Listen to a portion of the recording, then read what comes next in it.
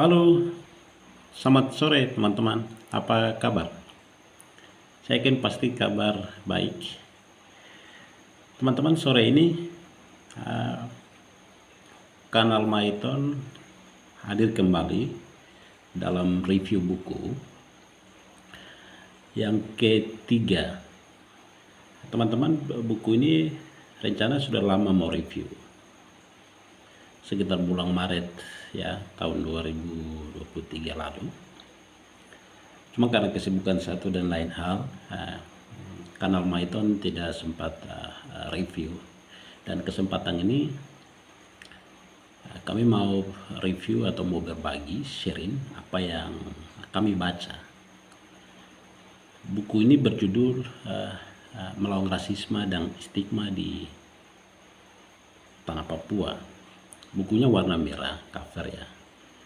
Kami punya, cuma ada teman-teman pinjam belum kasih kembali sampai detik ini.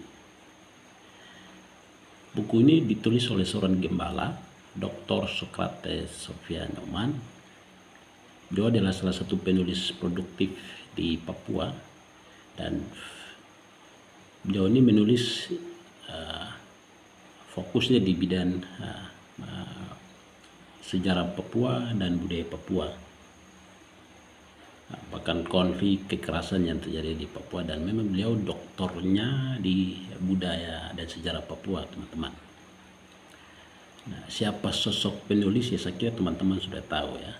Beliau sangat terkenal baik di dunia internasional, tapi juga nasional, tapi juga di Papua juga beliau sangat terkenal, dan beliau salah satu pimpinan gereja persekutuan gereja-gereja baptis West Papua sampai detik ini, teman-teman. Buku yang berjudul Melawan Rasisme dan Stigma di Tanah Papua ini ada 236 halaman. Tahun percetakan 2020, dan teman-teman, ini menurut saya buku termasuk baru yang perlu kita baca. Kemudian penerbit Pustaka Larasang. Dalam buku ini, teman-teman, kami dapat ada sekitar 5 poin yang kami dapat. Pertama, itu persoalan Papua sejak integrasi dengan Indonesia itu sudah menjadi rasisme terhadap orang Papua itu, teman-teman. Kemudian sikap dan kebijakan yang rasis ini menjadi penyulut berkembangnya pergerakan Papua mereka itu, teman-teman. Sikap yang rasis ini juga nampak kita lihat dari pelabelan ya, teman-teman, atau stigma terhadap orang Papua, khusus orang Papua yang sangat kritis melawan pemerintah. Bahkan contoh,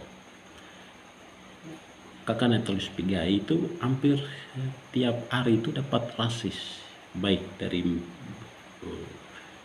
media sosial tapi juga secara langsung.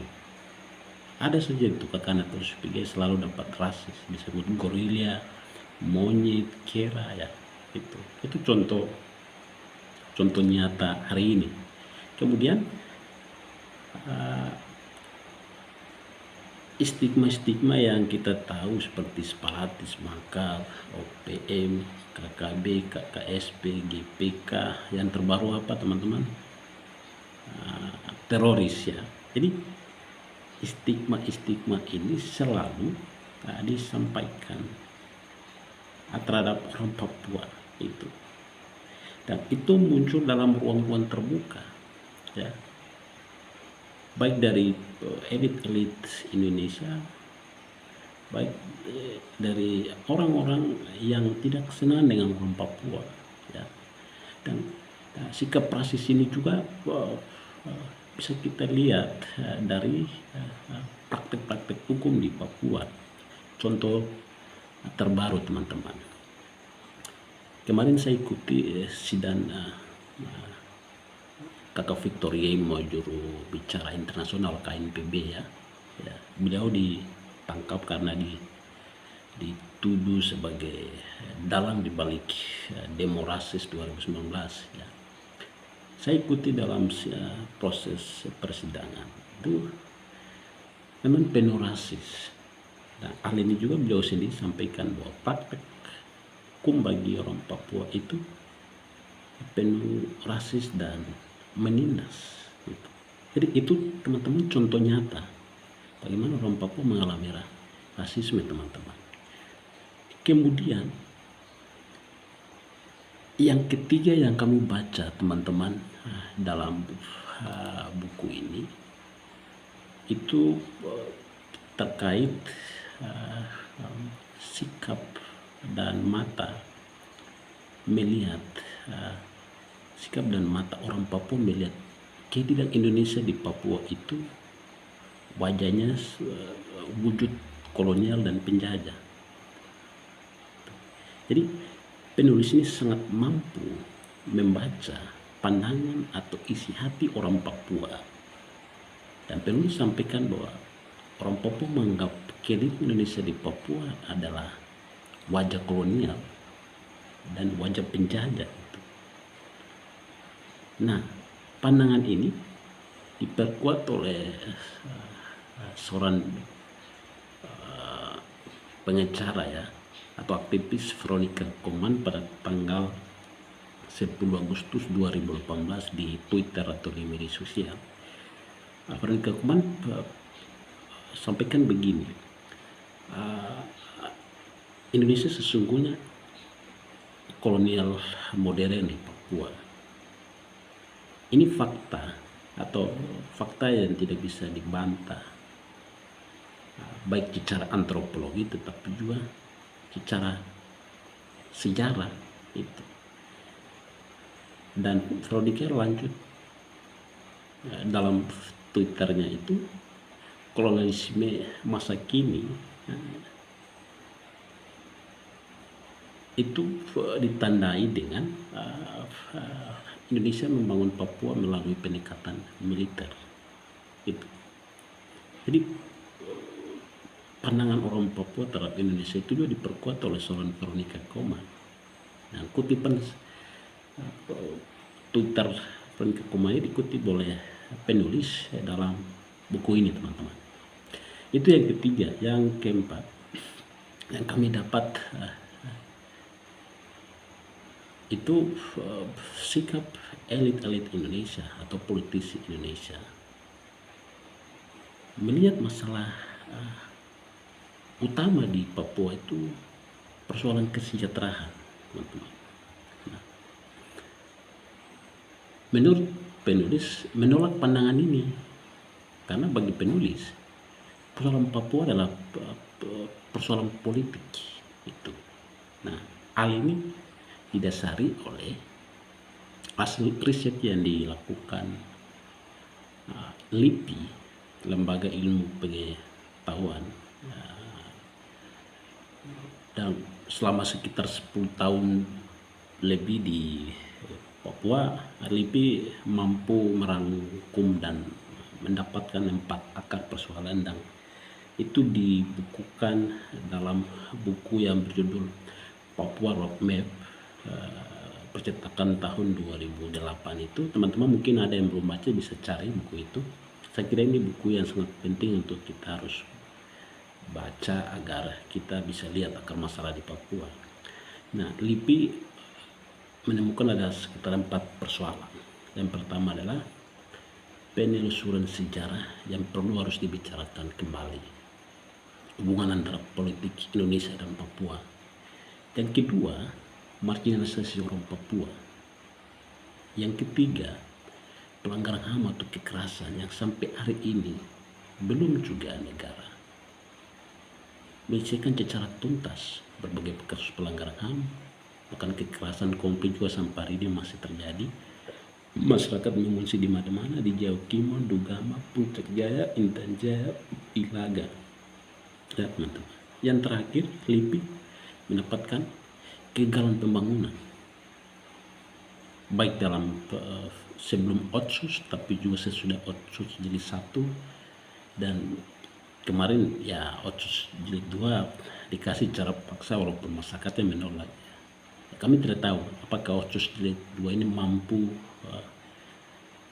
menjawab, membangun Papua atau tidak, tapi ya kita ikuti, dan itu waktu yang menjawab, teman-teman. Itu bagian keempat, teman-teman, yang kami dapat dalam bacaan ini. Kemudian bagian kelima itu penulis berikan solusi untuk semua mengakhiri rasisme, kekerasan, stigma, konflik, pelanggaran HAM, apalagi semua persoalan yang dialami oleh rakyat Papua ketika Indonesia ada di Papua itu bisa diakhiri dengan jalan dialog antara Papua dan Indonesia. Jadi bagi penulis, dialog merupakan solusi terbaik untuk menciptakan perdamaian di Papua. Nah, pandangan ini juga penulis selalu sampaikan dalam artikel-artikel, dalam tulisan buku-buku yang lain juga. Papua harus dilakukan seperti Aceh, di mana Indonesia mampu dialog antara GAM dengan Erhidang, itu berhasil, dan contoh itu bagi penulis sangat baik untuk bisa dipakai dan diwujudkan di Papua agar semua persoalan yang terjadi di Papua ini bisa diakhiri secara damai, bermartabat, dan tidak saling mengkorbankan antara orang Papua dengan Indonesia. Nah, itu yang kami dapatkan dalam bacaan buku ini, dan itu yang bisa kami sharingkan buat teman-teman. Semoga teman-teman sharing kami poin-poin apa yang kami baca ini menjadi semacam informasi buat teman-teman, dan kami kira buku ini juga perlu dibaca oleh kita semua, baik orang Papua tapi juga orang Indonesia yang mencintai perdamaian, ya, yang mencintai persamaan rakyat, ya, yang mencintai keadilan. Wajib dibaca, dan harus kita baca buku ini supaya ini semacam satu bahan refleksi buat kita semua untuk menolong Papua dengan cara-cara damai. Itu yang bisa kami sharingkan bersama kanal Maiton. Terima kasih, dan teman-teman sudah nonton. Kami akan terus hadirkan review buku-buku berikut. Semoga kanal kami ini menjadi semacam informasi atau semacam edukasi buat teman-teman, dan kita semua, mari kita terus menolong Papua dengan cara-cara menyampaikan situasi Papua dengan berbagai cara agar semua orang Papua, tapi juga orang-orang non Papua yang ada di Papua di sini, sama-sama kita menciptakan perdamaian di Papua agar tidak boleh ada yang saling korban. Terima kasih teman-teman sudah nonton. Jangan lupa video ini boleh silakan bagikan, dan jangan lupa juga subscribe, komen, dan like. Kiranya Tuhan memberkati. Wah.